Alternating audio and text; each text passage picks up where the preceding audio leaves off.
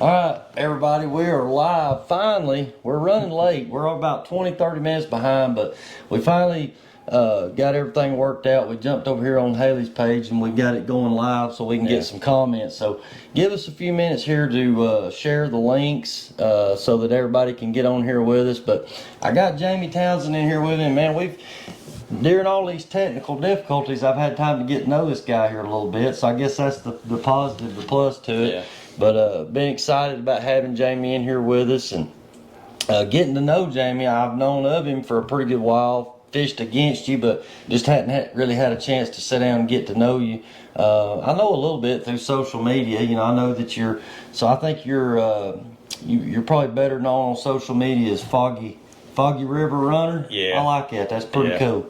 So we followed you on there, and that's kind of how we got connected with you and then seen you around some tournaments and stuff. But I want you to introduce yourself to everybody and tell everybody a little bit about how you got started striper fishing, your background in it and why you're still doing it today. Yeah, I started around the time I graduated high school in '96.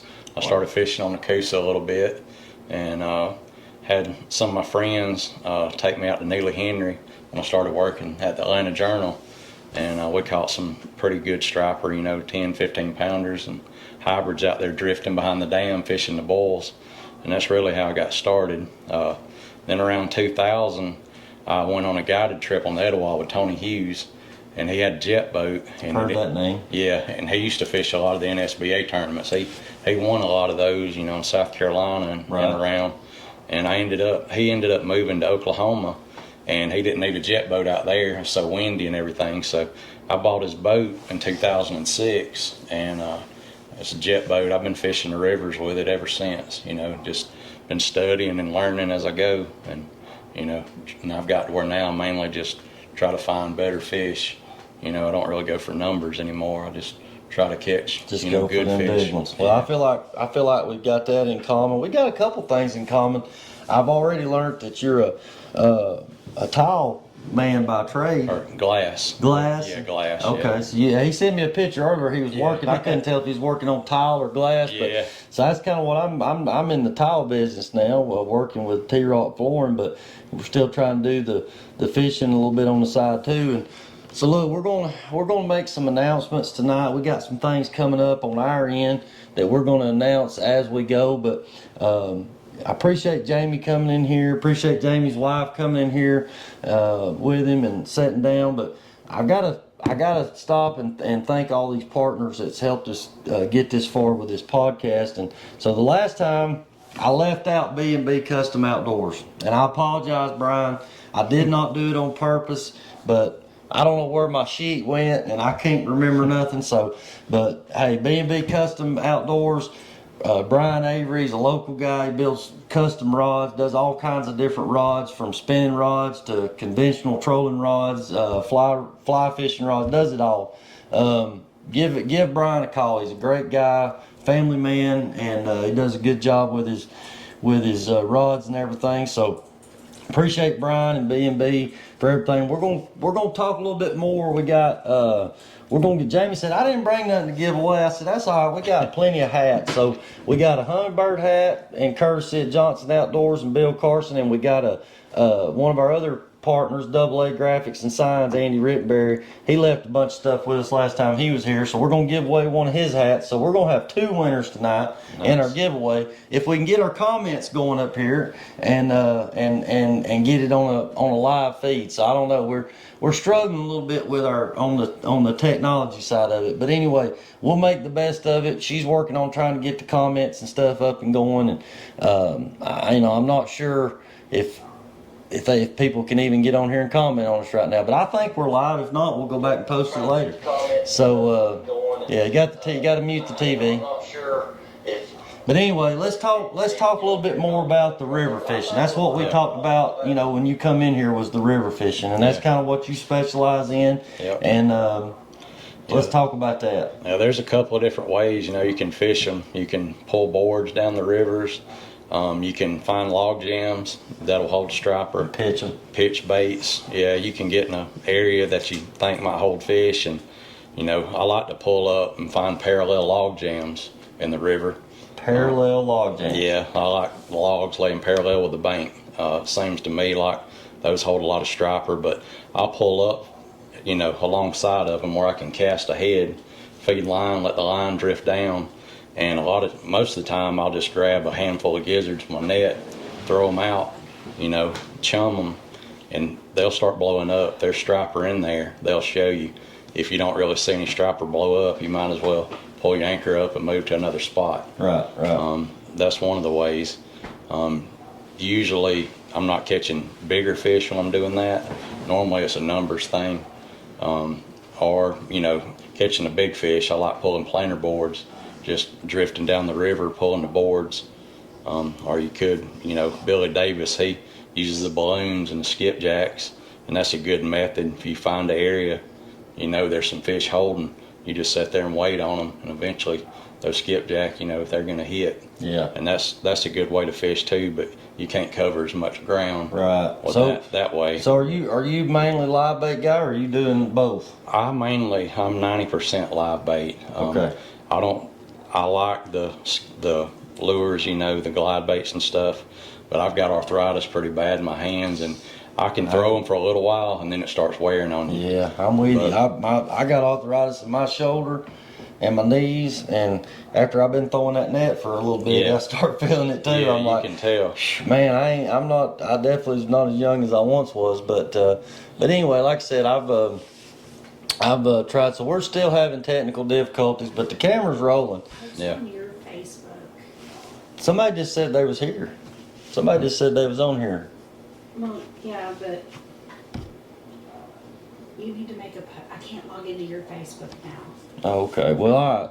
So, look, we're getting sidetracked here, what we was talking about, but Kenny Hall said he's on here, so there's people coming on here. We'll share it right here and just give us just a minute. But you said something that caught my attention, Jamie. You said parallel blowdowns. That's something everybody needs to pay attention to. Those are the kind of details that, when you're looking for fish, you're looking. So look, guys, these stripers in these rivers is totally different than the lakes. Yeah. On lakes you got points, you got humps, you got ledges, you got ditches, you got all these different things that these fish can set up on for one reason or the other. Yeah. So Eddies work. Eddies are always real good to fish.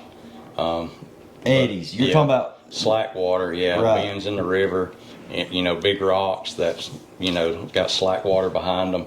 Anywhere they can set and ambush bait, they're basically act like a largemouth bass in the river. They're sitting there, not wanting to exert energy, getting out of the current a little bit and waiting on something to come by. That's where the glide bait guys, they do real well in the river and the current, because they can pull up and position their boat and spot lock and pick a spot apart and get multiple casts in. Right. And that's one reason why they do real good with those baits. Right. And also the striper, they want a bait that's active, that wants to get away from them.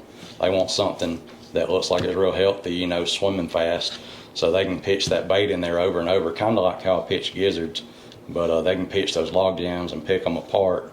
And when you're just floating by pulling planer boards, that bait might just scoot by for just a split second. If they miss it, there might be a couple of fish sitting there and you miss them.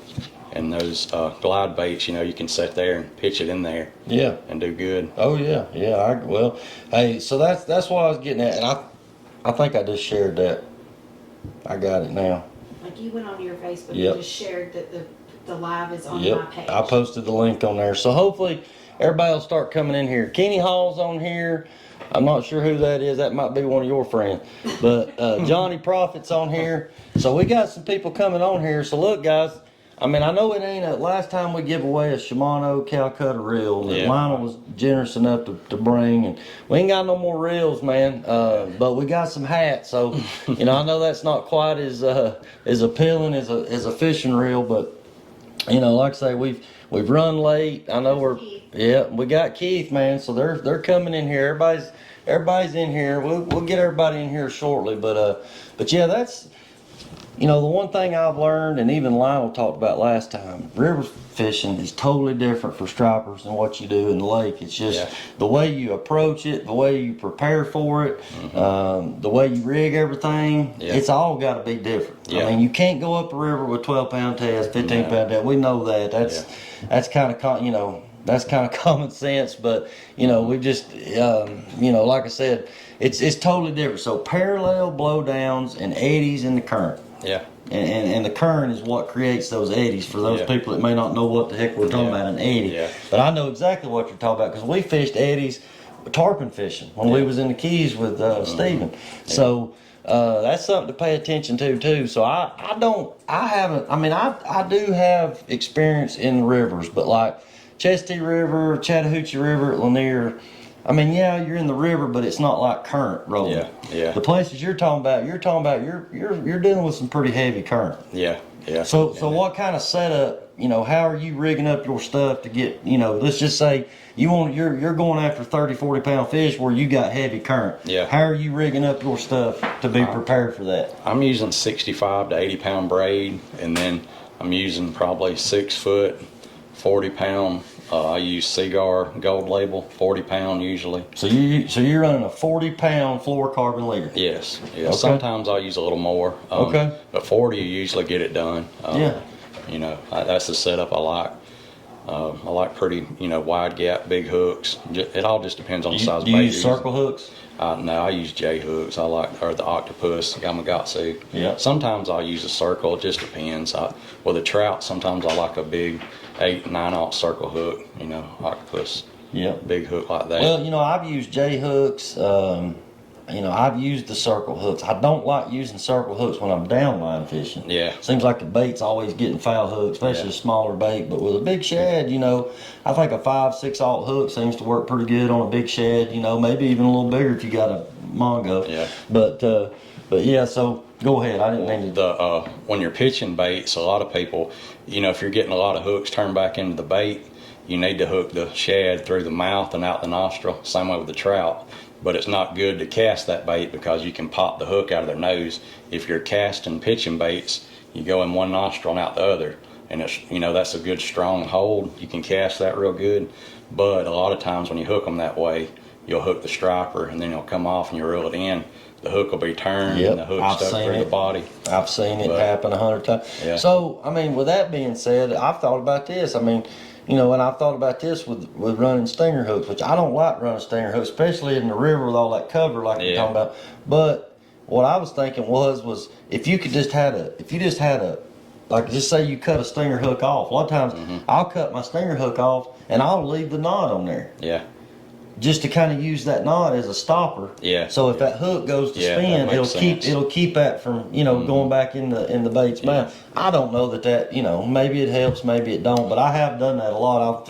I'll cut just enough that, you know, it's not sticking way out, but enough that would stop the bait. So, but if it gets hammered by a big striper, it's probably going to do what it's going to do anyway. Yeah, that's right. So let me ask you this. I mean, you know, what times of the year and what water temps are you looking for, and what's usually your prime time for that river bite? The best river bite to me is April through May for catching the real big fish, you know, before they spawn. Most of the time I like to fish Tennessee, Kentucky. They'll start spawning, you know, around the first couple of weeks of May, and then in Kentucky you can catch them, you know, later into May. They hasn't spawned yet. I might have a camper up in Burkesville. So you're going all the way up into Kentucky? Yeah. I got a place in Kentucky I go up and stay. And those fish, you can catch 50-pound fish, you know, in Kentucky in the summer. Yeah, oh wow. So they, you know, they got the trout to eat and a lot of protein. They stay big up there. Oh yeah, man, that's a whole different world. It's hard fishing. I'm scared to go up there because I won't come back. Yeah, it's nice. That'll spoil you. I don't get to get up there as much as I'd like to. I hope one day, you know, to maybe buy a place up there and be able to stay and fish a lot more. Yeah. So look, guys, I mean, we had Jamie come in here not so that we could, you know, figure out where all he's fishing or anything like that, but just to try to learn, you know, the basics and a lot of these fine details. And you've already said a couple things that has really stuck out to me because I never thought about you know, the difference in a blowdown that's laying like this or laying like this? Yeah, I don't know what it is. When I first started striper fishing, that first trip I went with Tony Hughes, I learned a lot, you know, and I've been with a few guides, and sometimes I'd say for somebody starting out, that's the best money you could spend is paying to go with a guide, because it cuts your learning curve, you know, way down. Yeah. You know, you might not learn a whole lot if you're going out on a lake downlining, but if that's the only type of fishing you're going to do, it's going to teach you a lot. Yeah. But the river fishing, I went with him, and I, you know, went with him again in Tennessee a few years after the first trip, and you know, pitching baits, you just learn a lot, and I watched what we done, and then I've done it for years, fishing that way, pitching baits, and now I mainly just pull boards. But for whatever reason, I don't know, I picked up on the parallel log jams. I don't know if it's some way they get in out of the current, or they get behind the trees and can hide better. But I mean, I have caught on other log jams, obviously. Oh, but yeah. It seems like if you can find a couple of trees, you know, laying downstream, Yeah. they seem to like Well, that. from what I've seen in these rivers, man, them log jams can be your best friend or your worst enemy. Yeah. Because I mean, normally it's good places for the fish to be hiding out, so therefore you're going to find them there. You're going to get the bites there. Yeah. But how many times is that fish come out of that blowdown, hit that bait, and turn and go right back where he come from? That's why you got to have that good drag and line. And That's just hope what they that don't goes back to break. that 65-pound Yeah. braid. Yeah, I know. And that's what Lionel was talking about when he was in here a couple weeks ago. Was he said, "Hey, river fishing." He's talking about 60, Yeah. 80-pound braid. Yeah. Putting the heat on them. You Yeah. got to. You can't just let them run around everywhere. It ain't. Yeah. It's totally different than what a lot of these guys are maybe used to with the lakes. Yeah, you know. I've kind of went back to a few of my reels, just testing. I'm using mono now on a few of them.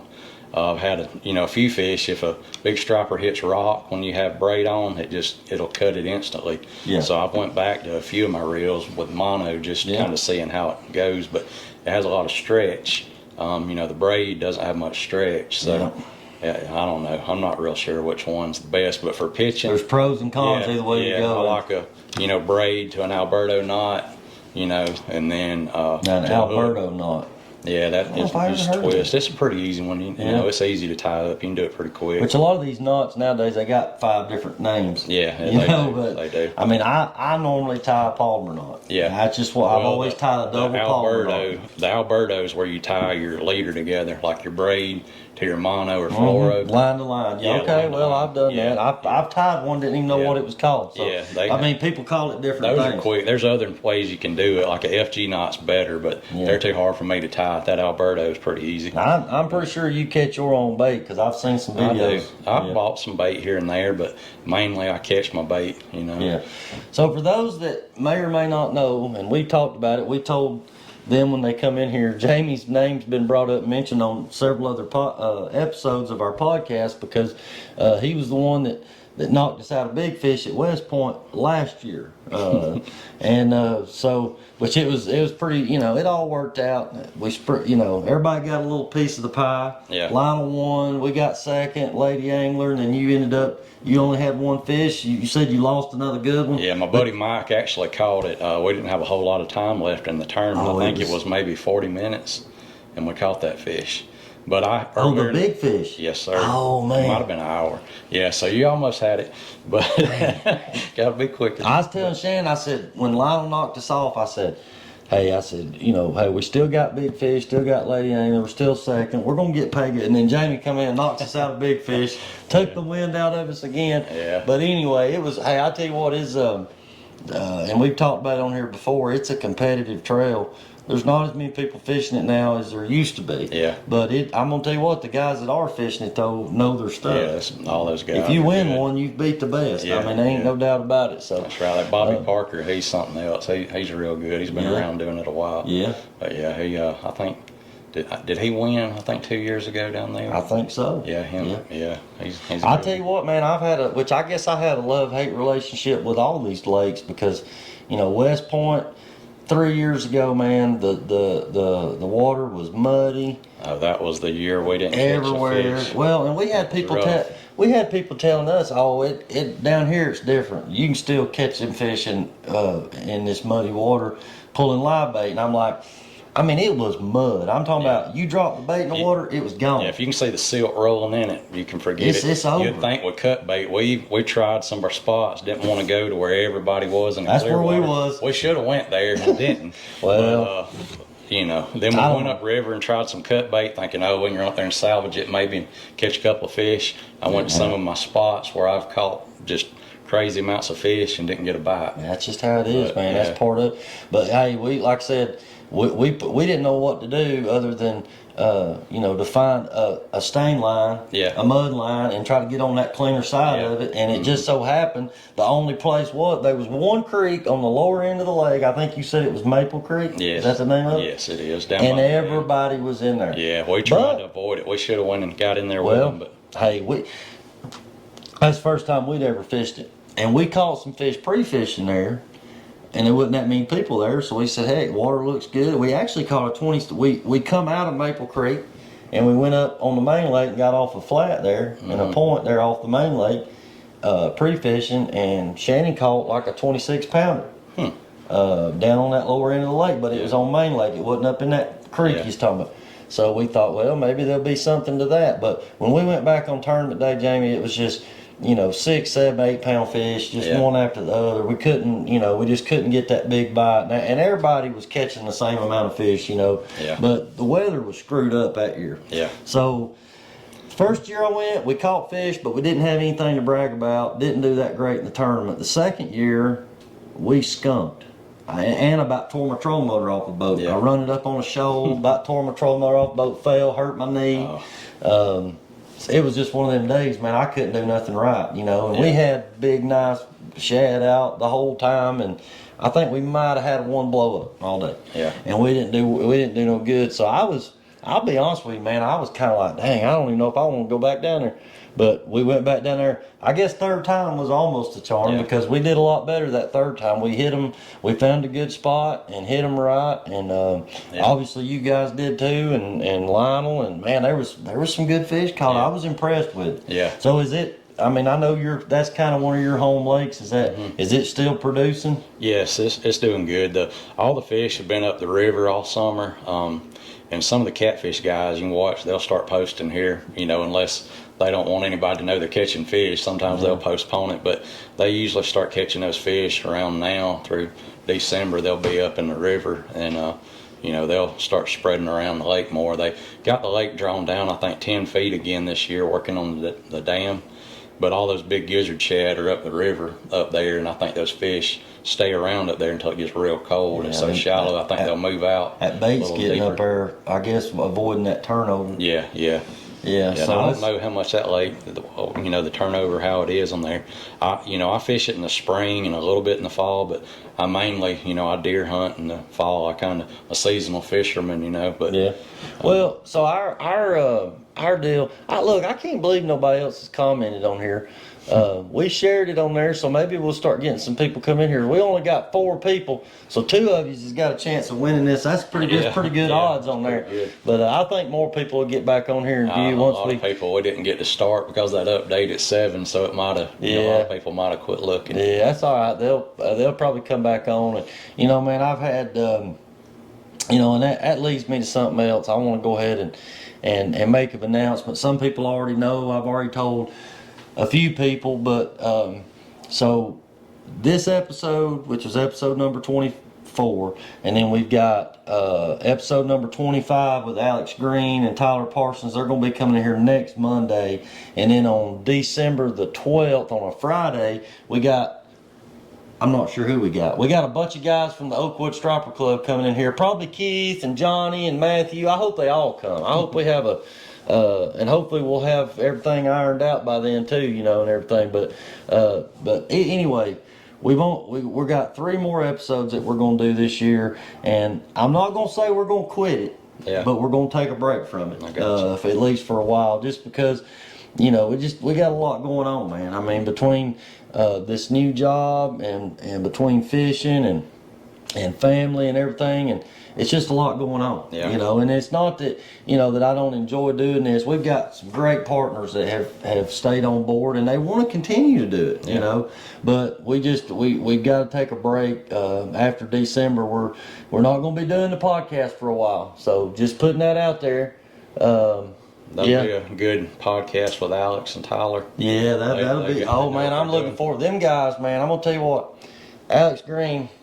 He took me fishing, man. He about wore me out. You was talking about my arthritis in my shoulder. I was hurting after I got done fishing, and he smoked my butt, man. Yeah, so he set me up with a big swim bait, and you know, just throwing that darn thing's a workout. We've talked on the phone before about he wanted to know how to do some live bait stuff, and you know, we've talked about fishing, but I've been kind of scared to say, yeah, go with him, because I was a chicken out casting them big lures pretty quick. So yeah, so I was about 3 hours in after I had done this like a 30-pounder. I had 2 or 3 others come up and follow my swim bait. It was one of the, big bull shad. Yeah.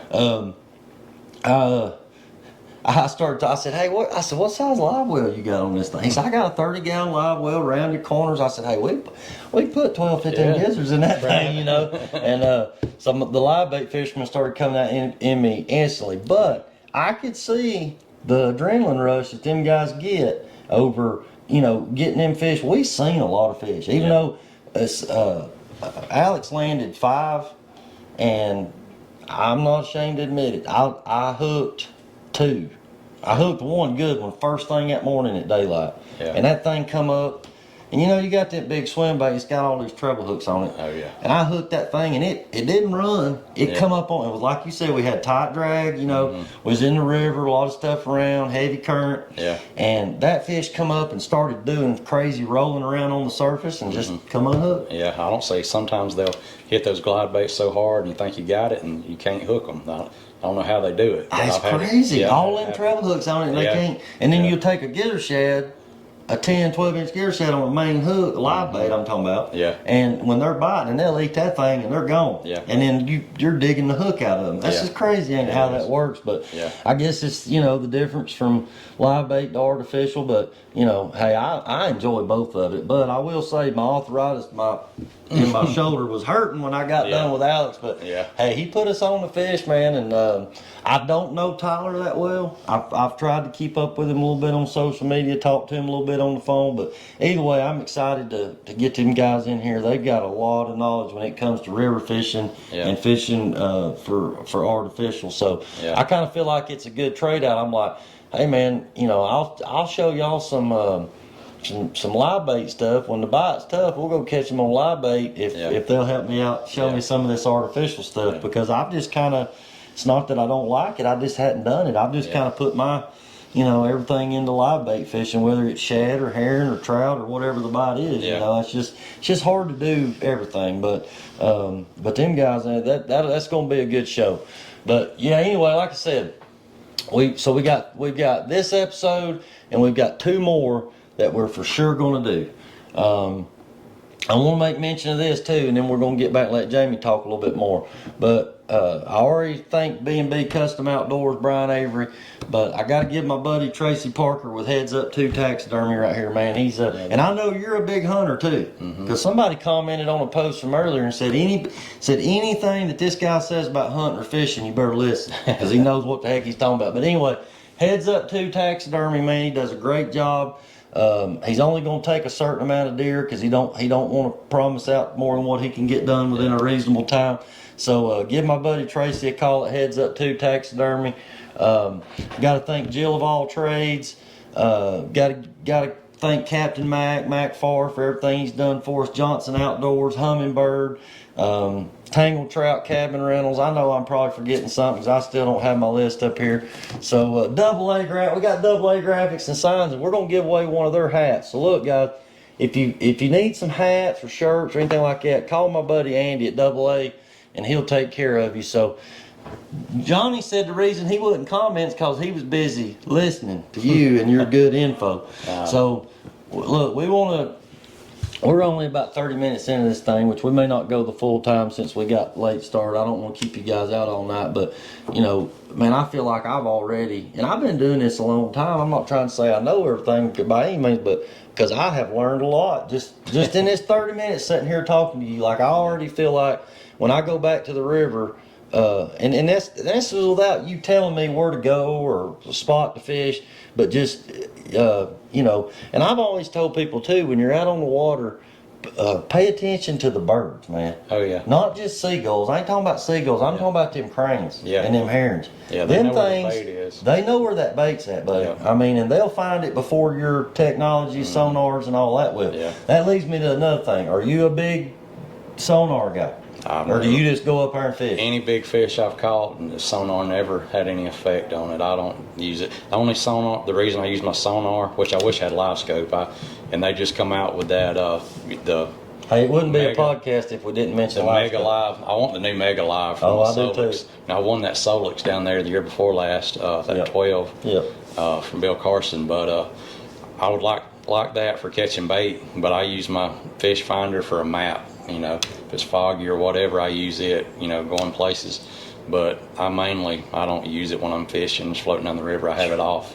I hate that fog, man. Yeah, Is that where your name come from? Yeah, Foggy that River was Runner? kind of a little place in Alabama we fish. I was kind of trolling a guy, and Trolling a guy? Yeah, this guy that fishes over there, he didn't really like anybody else coming out there fishing. Uh-oh. So we were out there, no. and Here we go. It's we, fixing to get was deep. going Now down- all the comments are going to yeah, start we were coming. coming down the river, and there was a big bridge across the river, and it was covered in fog.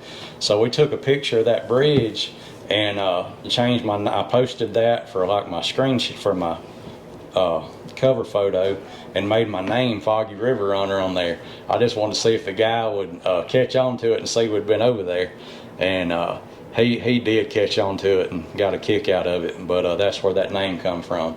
That's over where the world record striper come from.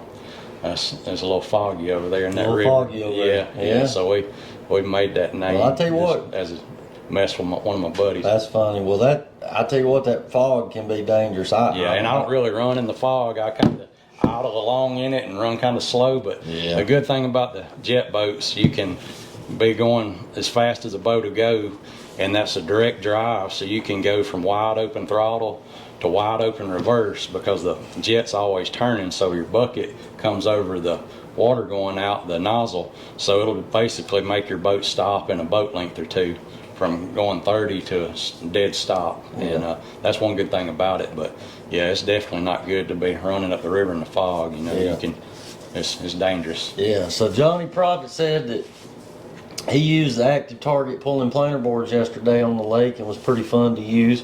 Yeah. And I mean, I've said on here before, you know, I've said I can definitely see when you're pulling a spread, especially which normally when I'm pulling the spread like that, I'm not really chasing schooling fish. But you know, maybe if you're on smaller groups of fish or even singles and you're seeing them move more this way or move more that way, you know, the active target might, or live scope, whatever you want to call it would help you determine on, you know, because how many times have you been like, man, I don't know if I want to go this way or I want to go that way. So that might help you determine which way to go. My fishing partner, Mike Bradford, he's got the biggest unit I think you can get up on the front of his boat. And we didn't get it set up in time last year to really use it, but we're going to use it a lot this year, and maybe see, you know, if we can see the fish out and see if we need to pull our boards, you know, which exactly way, because you can see way out with that thing. He's got the saltwater head, the unit, you know, the live scope unit. I think it's a LVS. Well, the 34, I think, is a new one, but the saltwater version's a little different. Yeah. And I'm not sure how much better it picks up, but we're going to use that some this year and next and see how it plays a role in our Do you pulling use the it boards. catching bait? We haven't yet. I think he's used it some catching crappie, you know, at Wadowee. He's got a lake house out there. Yep. But I think that's a main benefit to me. Well, everybody I've talked to that I feel like really knows, you know, that's been doing it a long time. They've seen the old school way. They know the old school way and they know the new stuff. But everybody says crappie fishing, bass fishing, you about got to have it. Yeah. And if you want to make shad catching easier, and make more productive throws, then that's good. Yeah. I mean, because that way, you know, with that. save your shoulder there. Yeah, because look, guys. I mean, when you're catching bait, I remember a time when we used to throw off the back of the boat, Oh, yeah. off the transducer, which is very dangerous in my Yeah, opinion. Sean McNew got in a bad He tell you situation about doing that. Yeah. You throw off the back, you mark them, you throw off the back, and I've caught them that way. Mm-hmm. But if whoever's driving the boat, if they back up too far, too fast, and that rope gets in there, it'll jerk you off that boat Yeah. before you even know what's going Yeah. on. It's very dangerous. So to me, this forward-facing sonar, a lot of times, looking back on it, we'd be catching bait, and Brandon or whoever's driving the boat for me would say, "Oh, right here they are." Well, I'm throwing off the front. By the time I throw, we done passed. What he's Yeah. seeing's behind us. Yeah. So that's the advantage, in my opinion, to the forward-facing sonar. And I know there's going to be, but man, I've heard that they could fix and come out with something even better than that. So I don't know how it could get much better than that. But I'm not really much on this staring at a screen. Like It's fun though. Like we used it a little bit last year. One of the last trips we went before the water got too hot and all the striper left the lake. We were down there throwing a little Alabama rig, you could throw it right to 'em. yeah, you could see them and throw out there, and you could see them come up to it, and that's fun, watching them do that. But that was some smaller fish. But I think you could target big fish with glide baits. If you had some weighted down a little bit where they can get down to them, and the Alabama rigs, I think you could really work on the big fish if you could, find them. And, I think Bryson Roberts and Billy Davis, they do that a little bit up in Tennessee. I know Billy uses his a lot. I've been with him. So in other words, man, you combined good fishermen like these guys you're talking about with all this latest technology. And I'll be honest with you, man, these fish don't stand a chance. No. And I mean, I hate to say this, but it's probably the reason why that things are tougher now than it's ever been. Yeah. I mean, I've said it, I think, because people ask me, why is it not like it used to be? I mean, it's got to be pressure. Yeah. There's more people fishing now than there's ever been. And they're not stocking as many fish in some of the places they used to. I believe that too. Yeah, they're not. I Definitely believe not that stocking too. as many. I wish they'd kind of up the numbers. Well, but because here's the thing, we've talked about this on here before. The DNR always stocks these lakes based on surface area, acreage. Yeah. So they'll put so many fish per acre. Okay, so that don't change on these lakes. Yeah. You know what I'm saying? The acreage of it doesn't change. Yeah. So therefore, they're doing it based on the same thing over and over and over. I feel like there should be some other things factored in. Yeah, the population's growing. There's more, I would say there's more people. There's definitely a lot more guys on Lanier than there used to be. Lord. So, and Lanier gets a good bit of fish, but like Carter's could use some. West Point, Carter's they're has doing pretty needed some good. for a long time. Yeah. Carter's, man, I haven't fished up there in years, but it can be rough. You can go up there and catch a lot of fish, or you can go up there and with that striper man. fishing. You see why I'm turning Yeah, gray? shoot, I've done got there, but Yeah, that's why I'm selling tile now. I heard that. Yeah. I mean, I'm just being honest. I mean, it's tough. I mean, Yeah. hey, I tell people Carter's Lake is feast or famine. I mean, I've had some days where, just great days, and then I've had days where I couldn't, it made me look like I didn't know what I was doing. Yeah. It was that bad. But I know it can be that way everywhere, but Carter's for some reason is just one of those places where, it's deep, clear water. So that I'll give everybody a little bit of a report on what we got going on around here on our local lakes. Carter's, Notley, Lanier. I've been hearing some reports from Lanier, and we got all these guys on here from Lanier. Maybe Johnny, man, I seen where that Johnny and them. Hey, Johnny needs to be giving us a report on Lanier because them guys they was on it. They was on a good bite. I don't want to know where you was. I just want to know, how was it? How many did you catch, and what was you catching them on, and what was the pattern and that kind of thing. He'll probably get back on there in a minute. But I'm gonna be honest with you, man. This has been the latest I've seen things get going in a long time. Yeah. I feel like we're about a month and a half, maybe 2 months behind schedule. Yeah. I mean, if things keep going, November and December is probably going to be fishing like September and October has in the past. Yes. That's just how different the weather's been this year. Yeah, it is definitely. The deer seem to be on schedule or a little ahead of schedule where I've been hunting as far as rutting activity, so that's a good sign. But the fishing at West Point, it should start getting heated up, with some big fish. You'll probably start seeing some 20 and 30 pounders posted here soon. So which I might try to go down there and fish some here in the next few weeks if I get me a good deer out of the way. Yeah, so you're doing the deer hunting stuff right now, and all right. So look, Keith McKinnon said 10 fish per acre based on 30-year-old data. 380,000 fish, all we got last year on Lanier. Well, look, I mean, it all depends on who you ask, Keith. I mean, I'm just being honest, because if you talk to bass fishermen and crappie fishermen, they'll say, don't put no more dang stripers in there. Yeah. You talk to striper fishermen, we're out there experiencing this kind of stuff every day, and we're like, hey, we need more fish. There's more people fishing, there's more people keeping fish.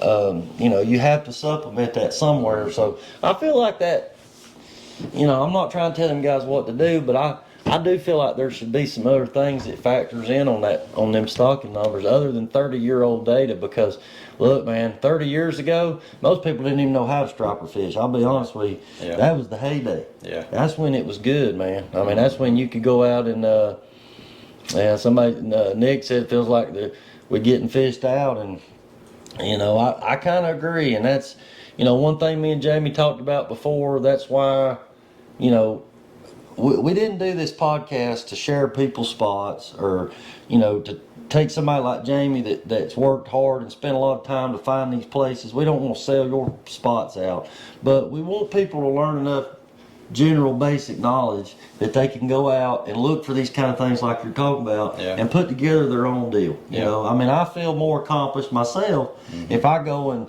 and you know, put together my own deal. Now, there's some exceptions to that. Now, if I'm on a guide trip, I got paying customers and I'm struggling, and Jamie calls me and says, hey man, you might want to go over here and check this. I'm not against it, don't get me wrong, but I'm not just going to be looking at where everybody else is fishing, you know, but I may take your knowledge and your information that you're willing to share, and try to apply that, you know, with my own thing, because everybody's kind of got their own way of going about it, you know, and that's why I was so excited to get you in here, and because I'd seen you before, but never had really met you, and just kind of try to get a feel of, you know, how you fish, because everybody does things different. Like Lionel, man, he's got an approach. He goes at it like nobody I've ever seen. Him and Keith McKinnon learned everything from Lionel.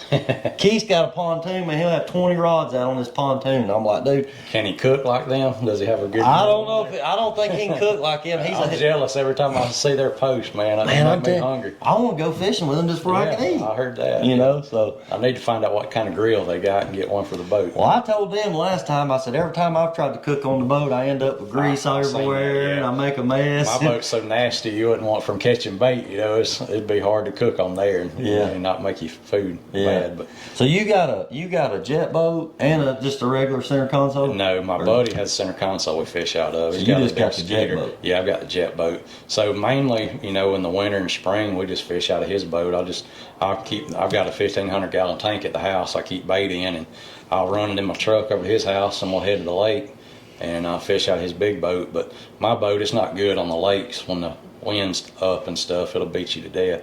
But it's, you know, good for the rivers.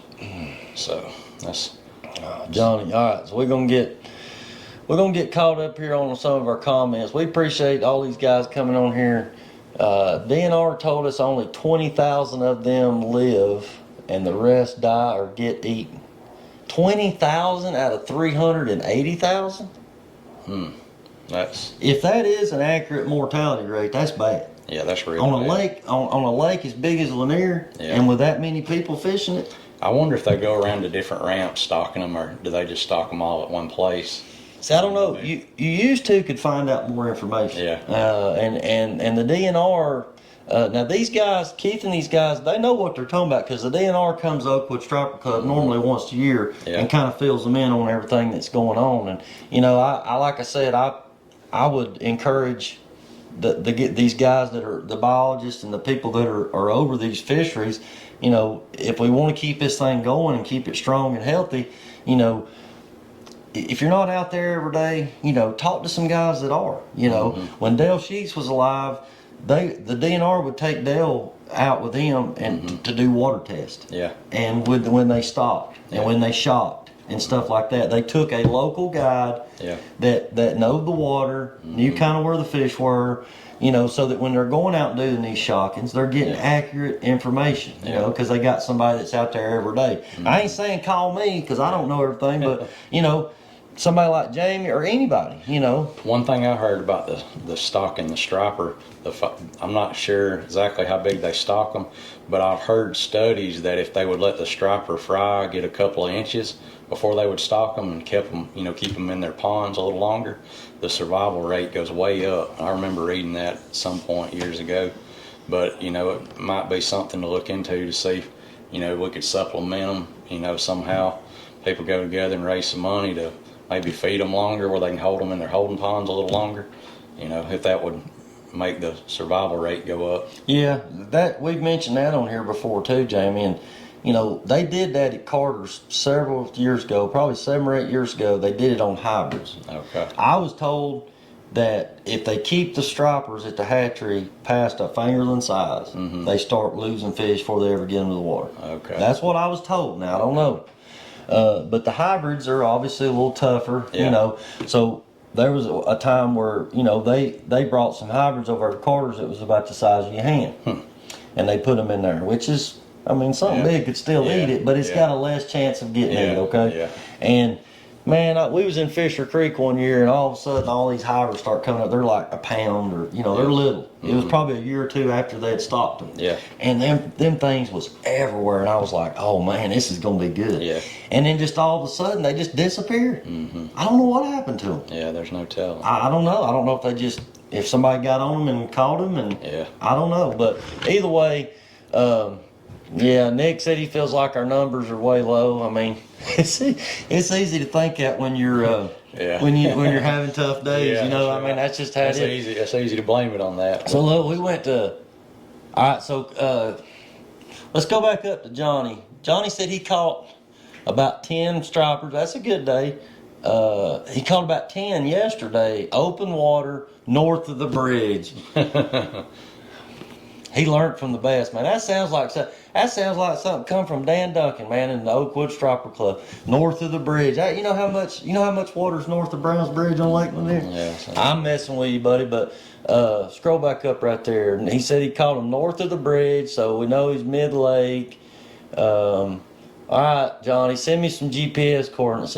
No, he was pulling 7-inch shad and bluebacks. Caught a few on downlines also while pulling boards. So yeah, that kind of goes back to my report that I was going to give, and I got sidetracked. We got talking about something else, but the bite's kind of been all over the place here. It's been real hit or miss. There's been some good days out there, but it's been, Notley's a good example. I fished up there the other day. We caught one or two fish on planer boards, and then it just wasn't happening. They kept coming up and lazy rolling on my bait and just swatting at them and stuff. And I said, man, we got to try something. So I went to down rods and started using smaller baits, and we started catching more fish, but it was smaller fish, What kind of bait do you use on Notley? Gizzards or bluebacks. I had both. I heard they like gizzards up there, pretty big ones. So They do like gizzards up there. Yeah, they it's do. the same way Carter's. You take gizzards to Carter's. Usually works real well. Oh yeah. I've used them up there a lot, but I'm gonna be honest with you. It's about got to where you about have to have shad and herring everywhere you go. Yeah. Because you don't know if it's gonna be a shad bite or a herring bite. There's times when they just will not eat them shad. Yeah. They'll blow up on them and knock them out of the water and everything else. They'll at least tell on themselves. Yeah. Shane Foster said that, and Lionel said the same thing, that them big shad, that's your fish finders. When them things start getting knocked out of the water, you know there's a big fish there. Oh, yeah. If it went after a 12, 14-inch shad. Yeah. If you see your board, if it's been pulling fine and it moves a little bit, something's looked at your bait. And that's why, Keith, that's exactly why I don't run 20 rods at one time. Yeah. Because I want to be able to control my spread.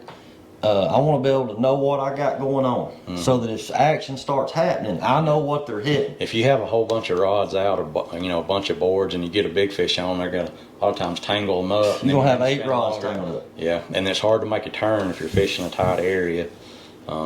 You handicap yourself. Yeah, you do. You got to make a real wide turn. Somebody can swoop in on you too if you're having to make a real wide turn with a bunch of baits. Yeah, they might pull in on your spot. I think Keith told me on one of these episodes he was on that he used he put tape on his rods, and he'd ride on there shad or blueback or whatever. Well, and I'm that's like, a good idea because we get that mixed up sometimes. Like, what kind of bait was that or that? Yeah. You know. Well, a lot of times, you know, when you land the fish or when you reel it up from the size hook you got on, a lot of times that kind of tells you what you had out there, small bait, big bait.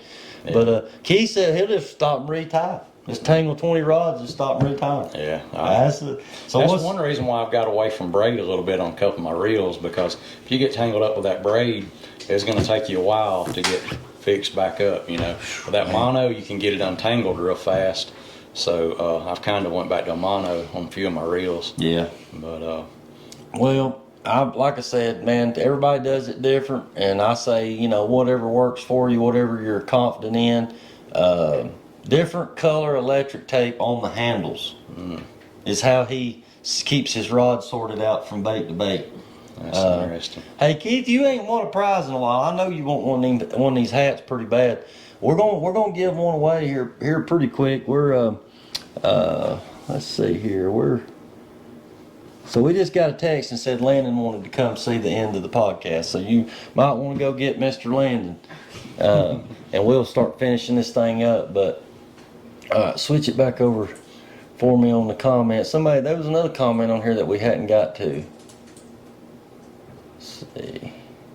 We're multitasking. We got text messaging going on. We got, let's see, Nick said something.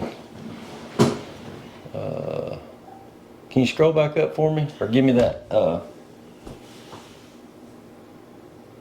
So Nick said that he was reading today that they stocked 1.5 million hybrids in Hartwell. Wow. Is that true? I don't know. I haven't been out there. I've been out there and fished Russell some, but I've never fished Hartwell. You ain't never fished Hartwell? Mm-mm. So we fished it some with our, with the SBC. We fished it, and we've had some good luck up there. But we've last year, man, we got our tail kicked up there. It was cold and snowing and sleeting and. Is that the tournament where somebody passed? Yeah, that girl drowned. I mean, it just, looking back on it, and I've said this on here before, I don't want to sound like a broken record, but it was one of them deals looking back on, I'm like, it was not worth it. And I'm not saying that because we didn't catch fish. I don't care if we'd have caught 20 fish. Yeah. You know, ain't nothing worth somebody's life. And I'm not saying that was somebody can't die on a perfect weather day. Yeah. But all the odds were against the fishermen. Yeah. Especially on Hartwell, 30-mile-an-hour winds. Yeah. And, depending on what size boat you got, I get pretty beat up in that old skiff out there. Yeah. So these winter tournaments, man, they can be tough. Mm-hmm. Let's see here. What we got right here? I'm having to run the computer. I'm having to do it all right here. So let's scroll down. There, sit right here. So we're getting down. We're starting to get down towards the end of this thing, Jamie. And I want you to, if you got anything else that you'd like to share or that you've thought about, because I know you're like everybody else. I know you've probably had stuff on your mind, and I get stuff on my mind, and then I get on here and forget about it. I start talking about something else, and I'll look back and say, dang, I forgot to mention that. But there was a couple things earlier that I was thinking about, to the questions I wanted to ask you, and you've answered most of it already. So. One thing, when you think your bait's too big, it's just right. That's Tim Adrian. That's one of his sayings. So yeah, Mike Madalena used to say that too. It might have been Mike that said that, but yeah, I remember somebody. Remember that monster striper video that Tim did? I got both of those. Yeah, golly, they man, caught some good fish in those things. Oh man, that was so awesome. And Tim, probably looking back on it, he probably kind of wishes he hadn't have done that, because a lot of people figured out where he was. Yeah, a lot of people probably figured that out, and that's kind of the that's the bad thing to it. I mean, you want to show your experiences with people and share it with them, but at the same time, you've got so many people out there that'll try to backdoor you and mess you up. It takes those big fish a long time to get that big, and somebody. You hate to be selfish, but dang, man, you can't tell everybody everything. If you do, it'll be messed up. I mean, that's just how it is. So, I mean, I've had to learn things the hard way, but let's see here. I'm trying to, I don't know, here, you take this back, because I ain't no good at this. I can talk, but I ain't no good at running that. I've got my comments messed up, but we've had a couple more people that's commented. Jason Watkins. Appreciate Jason Watkins, man. You supported us through this whole thing, and I don't know if, Keith McKinnon said that Riley caught 54 hybrids last weekend on Hartwell, so maybe there is 1.5 million stocked in there every year. That's a lot of fish. Yeah, it is. But I tell you what, we went to Santee Cooper 2 years ago. I didn't know nothing about the lake other than that it'd tear your prop off if you wasn't careful. Everybody told me to be careful. Yeah. Cypress trees and stumps and stuff everywhere. A guy I used to work with go out there crappie fishing, catch some big ones. At Santee? Yeah, annual trip out there every year. He'd catch good fish. Yeah. But what I was gonna say about Santee Cooper is, so we're reading on the way up there, we're studying, we're Googling. It's hard to figure out where to go on that lake. It just looks like a big circle. Yeah, it's just big and open. I'm like, oh my God, there's only 2 creeks on the whole lake. Where am I gonna go? But It's behind the other boats. so we're reading on Google that they stock 2 million stripers a year. Wow. In Santee Cooper. Now that's the 2 lakes combined. Okay, Yeah. there's 2. Moultrie and Marion. Moultrie and Marion. Yeah. Okay, and so the first day that we're there,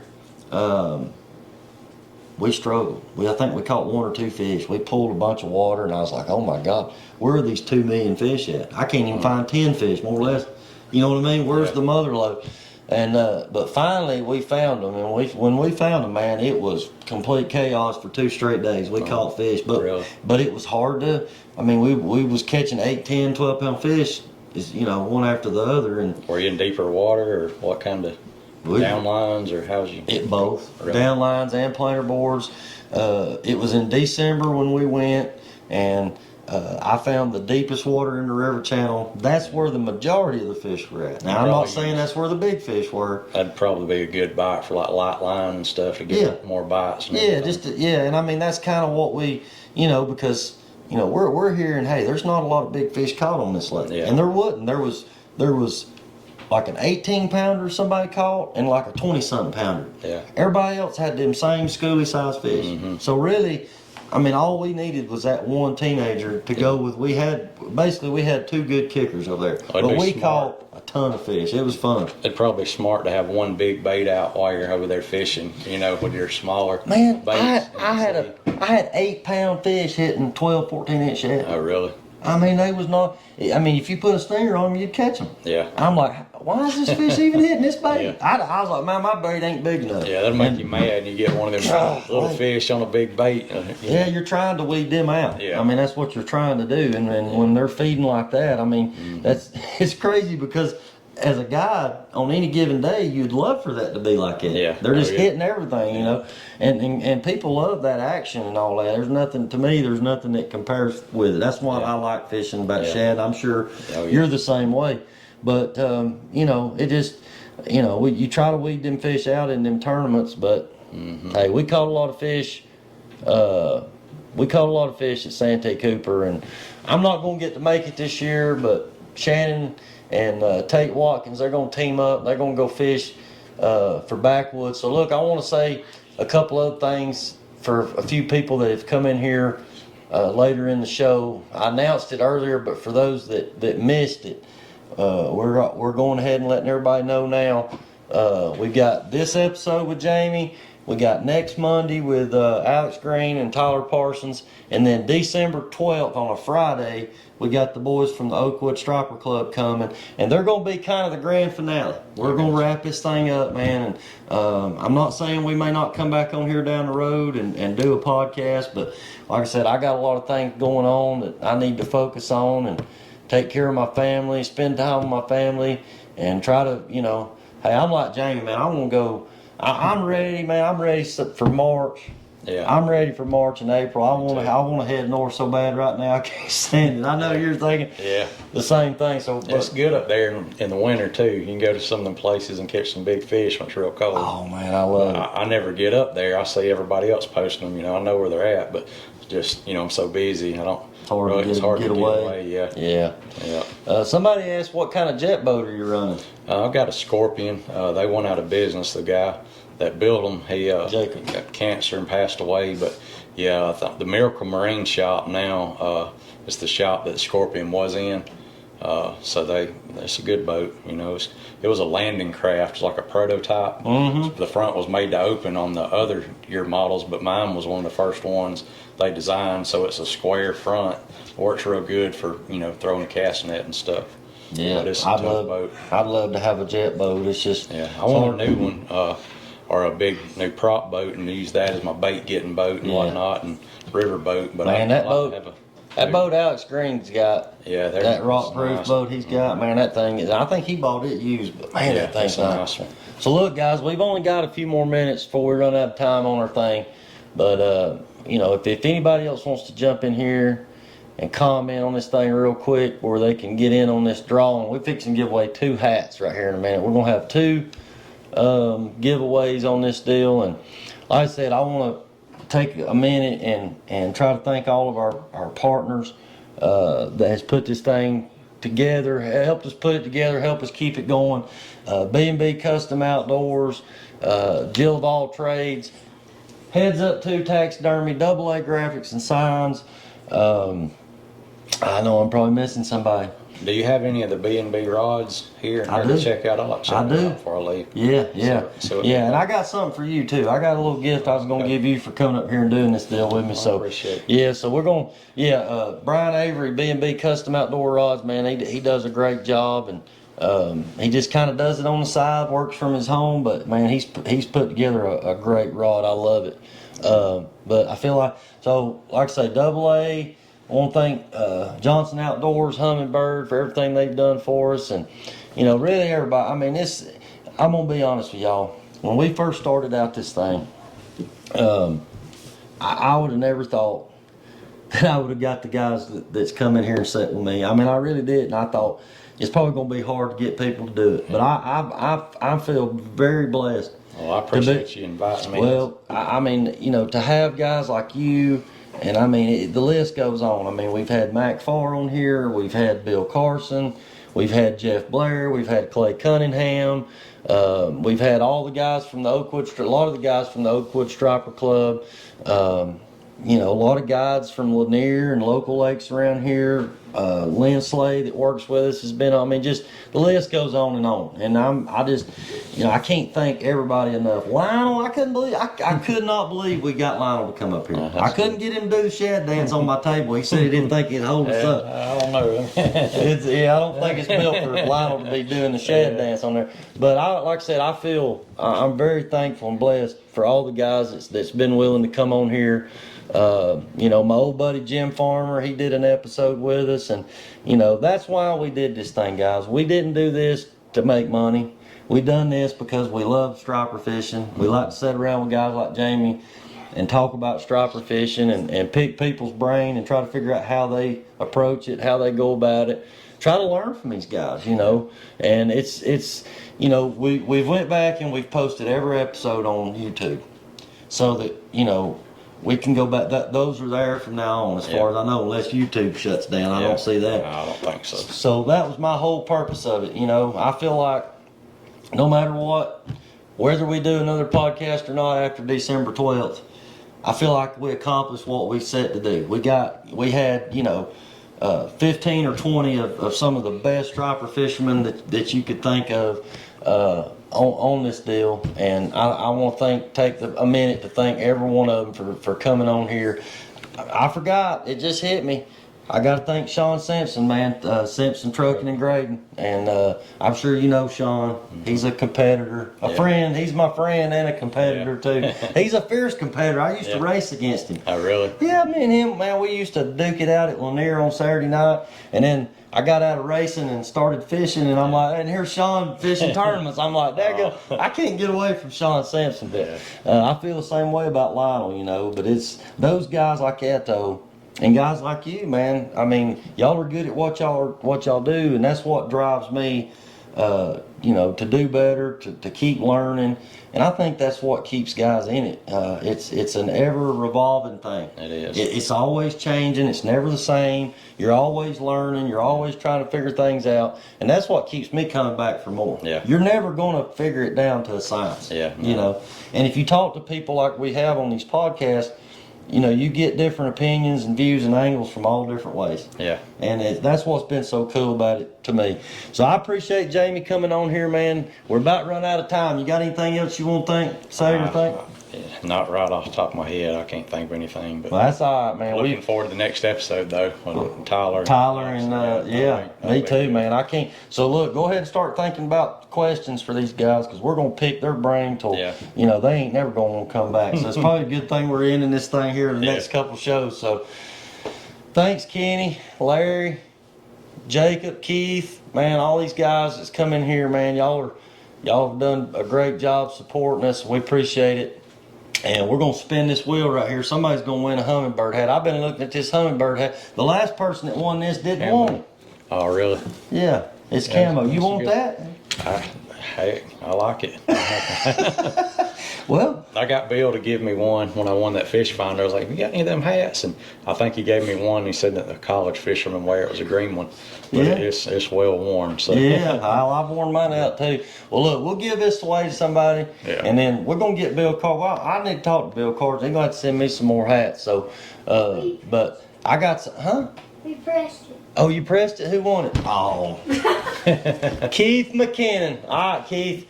You tell us which one you want. You want AA graphics or you want hummingbird? I can't remember if you're a bird guy or not, man. I don't know. I should have known Keith McKinnon, man. He was going to win something. He kind of, Keith, you've been slacking on us, man. You ain't won in a while.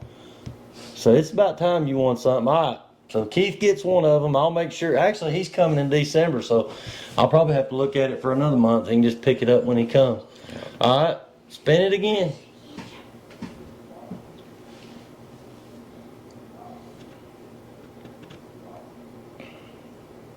Jason Watkins. All right, Jason, you won the other hat, so I don't know. We'll Keith's the Simrad guy. So we're going to let Keith have AA, and we're going to give Jason Watkins the hummingbird hat. So I'm about to run out of time on my camera, guys, but we really appreciate everybody. Appreciate Jamie, man. Yes, sir. Thanks for having me. I've enjoyed it. It's been great. And I hope that we'll stay in touch. I feel like, you know, that's the cool thing about fishing, man, is you sit down with somebody like this, you make friends for a lifetime. That's what it's all about. Yep. So we're going to get off here, and we'll catch you guys next time on episode number 25 with Alex Green and Tyler Parsons. So we'll see you then. Thanks.